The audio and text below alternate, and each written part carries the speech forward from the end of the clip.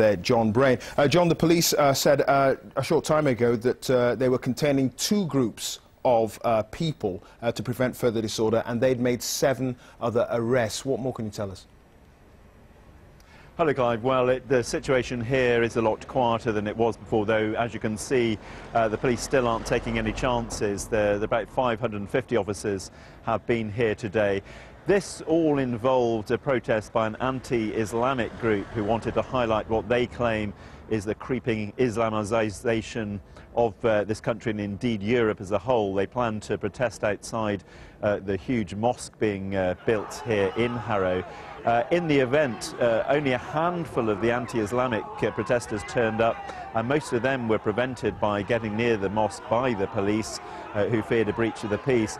But actually there were thousands, around 1,000 young Muslim men who many had been waiting most of the day for these protesters to arrive, and ended up venting their anger on the police instead.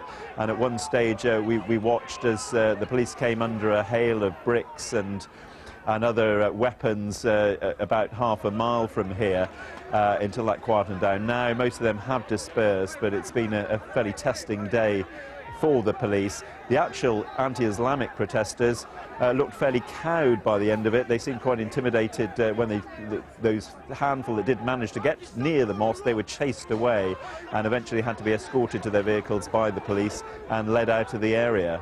Yes, the demonstration was held by an organisation called Stop Islamification of Europe. What more do we know about them?